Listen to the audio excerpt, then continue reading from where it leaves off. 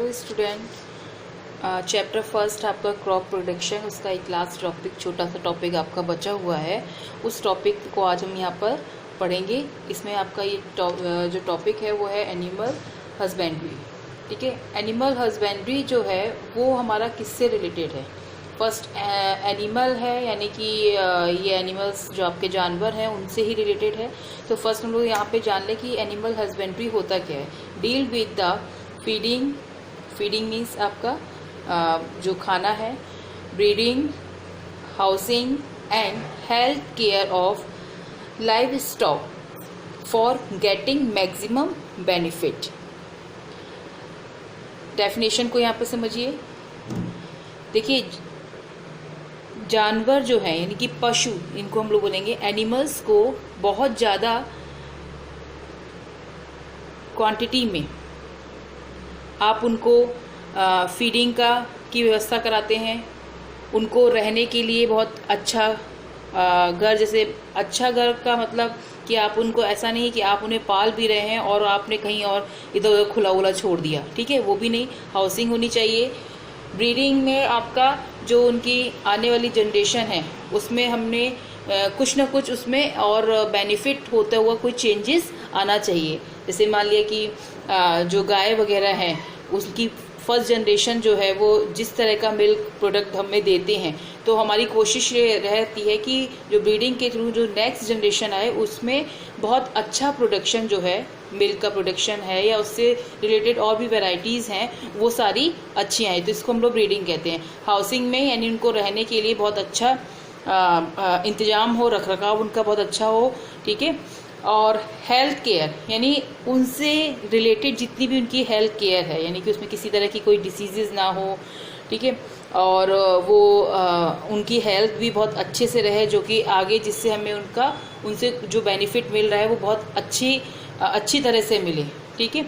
ये सारी चीज़ें जो हैं वो आपकी मैक्सिमम, जहाँ पे हम लोग एनिमल्स को मैक्सिमम बेनिफिट जहाँ से हमें मिल जाए, ठीक है, उसको हम लोग बोलते हैं एनिमल हस्बेंड्रीज। अब इसमें देखिए लाइव स्टॉक क्या होता है।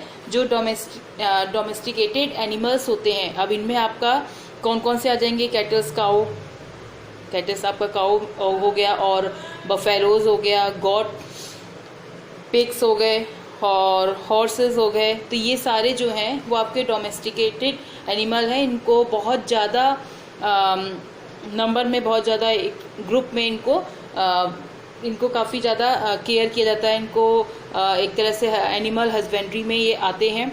इनके एक स्पेशली इनको हम कह सकते हैं कि प्रॉफिट के बेस पर, ठीक है, प्रॉफिट के बेस पर इनको हम लोग फॉर्म उसमें रखते हैं। फार्म जो होते हैं, फार्म एनिमल्स होते हैं एक तरह से ये, और इनको हम लोग प्रॉफिट के बेस पर इनको इकट्ठा करते हैं, ठीक है। इसको हम लोग लाइव स्टॉक बोलते हैं। आपको बताया हमने, इसमें बफेलोज, काओ वगैरह आ गया। यानी ओवरऑल आप इसको देखेंगे, जो एनिमल हस्बेंड्रीज है वो होता क्या है, जहाँ पर हम कई सारे एनिमल्स के ग्रुप में, जैसे आप लोग कहते हैं कि घर में आपने नॉर्मली एक, जैसे गांव के एरिया में निकल जाते हैं हम लोग जब, तो देखते हैं विलेज वगैरह में कि अधिकतर घरों में एक एक गाय या एक या दो, इस तरह से गाय का एग्जाम्पल लेते हैं। तो गाय, भैंस, ये सारी चीज़ें पाल रखा होता है अपने अपने घरों के लिए, मिल्क के लिए, बाकी और चीज़ों के लिए भी वो अपना कर रखा है। लेकिन जब यही बहुत बड़ी अमाउंट में जब हम लोग इसको देखते हैं, मतलब एक फार्म हाउस में यहाँ पे हम लोग देखेंगे कि काफ़ी सारी गाय हैं, सैकड़ों में हैं, ठीक है, एक तरह से डेयरी फार्म जो हम लोग बोलेंगे। तो वहाँ पर हम लोग क्या है, वहाँ पर हमारा किसी न किसी तरह से बेनिफिट हो रहा है। तो मैक्सिमम बेनिफिट जो है वो हमें जब मिलता है तो वो हमारा उसके एनिमल्स के थ्रू, तो वो हमारा एनिमल हस्बेंड्रीज में आता है। और उसमें उसकी जो डीलिंग होती है वो यही होती है कि उनको खाना बहुत अच्छे से मिलना चाहिए, ठीक है, उनकी हाउसिंग जो वो, यानी उनका रखरखाव बहुत अच्छे से हो। भाई जितना अच्छा रखरखाव होगा, जितनी अच्छी तरह से उनको खाने को मिलेगा, वो उनका जो प्रोडक्शन होगा वो उतना ही अच्छा होगा। अगर हम उनसे कह रहे हैं कि हमें मिल्क उनसे प्रोड्यूस मिल रहा है, तो अगर वो हम उनको बहुत अच्छा खाना खिला रहे हैं, वो अच्छे से रह रहे हैं, स्वस्थ हैं, ठीक है, तो वो अच्छा मिल्क प्रोड्यूस करेंगे, ठीक है।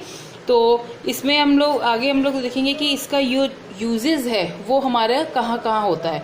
तो अगर हम लोग एनिमल हस्बेंड्री की बात करते हैं तो सबसे पहले तो इसका एग्रीकल्चर जो है उसमें यूज़ किया जाता है। एग्रीकल्चर ऑपरेशंस जो होते हैं उनमें यूज़ किया जाता है। मिल्क के लिए यूज़ किया जाता है। बहुत सारे जानवरों को तो केवल मिल्क के ही लिए ही पाला जाता है, ठीक है।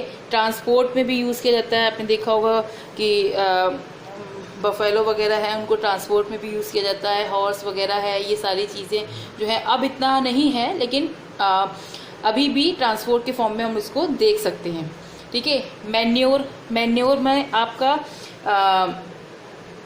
आपको इससे पहले भी हमने बताया था एक नेचुरल मैन्योर के फॉर्म में, तो ये आपके एग्रीकल्चर फील्ड वगैरह में भी बहुत यूज़ होता है।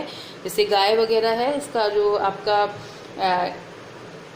गाय का गोबर वगैरह जो होता है वो नेचुरल मैन्योर जो सॉइल की फर्टिलिटी को बहुत आगे मतलब बहुत ज़्यादा अच्छा करते हैं। उससे हमें बहुत बेनिफिट होता है सॉइल में, ठीक है, जिससे आपकी क्रॉप जो होती है वो बहुत अच्छी होती है। ये आपने क्रॉप प्रोडक्शन में काफ़ी पढ़ा था। लेदर के जितने भी सामान होते हैं वो हम लोग अधिकतर हम लोग देखते हैं कि एनिमल की स्किन वगैरह से बनाया जाता है लेदर। तो यहाँ पे वो लेदर का प्रोडक्शन में भी इसका काफ़ी ज़्यादा कंट्रीब्यूशन है, तो उसमें हम लोग एनिमल हस्बेंड्रीज को इसीलिए ज़्यादा प्रमोट करते हैं, ठीक है। अब इसके साथ साथ ये तो भी है कि आपकी जो काऊ है, बफेलो है, इस तरह के जो एनिमल्स हैं उनको यहाँ पे रख रखाव उनका किस तरह से किया जा रहा है, ठीक है। तो इसी में आगे और भी प्रोडक्शन है, जैसे कि फिश प्रोडक्शन है, बी कीपिंग है, ठीक है, पोल्ट्रीज फार्मिंग है। इन सब में भी जो है एनिमल्स को अलग अलग कैटेगरी डिवाइड की गई। जैसे फिश प्रोडक्शन में है, फिश प्रोडक्शन में आपका जितने भी मछलियाँ होती हैं उनको वहाँ पे प्रोडक्शन के लिए रखा जाता है, तो उसको हम लोग बोलते हैं फिश प्रोडक्शन। और इसी तरह से बी कीपिंग होती है, मधुमक्खियों का भी अलग से एक पूरा ग्रुप उनको बना के रखा जाता है, जो पता है आपको कि हनी वगैरह वहीं से मिलता है, और उसको हम लोग कोशिश करते हैं कि आगे इस तरह की जो वैरायटीज़ हैं वो और ज़्यादा उनमें डेवलपमेंट हो, जिससे कि और ज़्यादा प्रोडक्शन उसका हनी का हो, ठीक है। तो ये आपका एनिमल हस्बेंड्रीज था, जो कि आपका एक लास्ट टॉपिक था। आपके में बहुत ही शॉर्ट फॉर्म में है वैसे तो। आगे आप नेक्स्ट क्लास में जाएंगे तो इसको और ज़्यादा डिटेल में पढ़ेंगे। इसके साथ में आपका क्वेश्चन आंसर्स जो हैं, एक्सरसाइज और क्वेश्चन आंसर जो है वो आपकी दिया गया है वर्कशीट में। वर्कशीट तो नहीं है, लेकिन हाँ वो क्वेश्चन आंसर जो आपकी बुक के क्वेश्चन आंसर्स हैं वो पूरे आपको दिए गए हैं, तो उनको आप लोग पढ़ लीजिएगा अच्छे से और उनको याद करिएगा।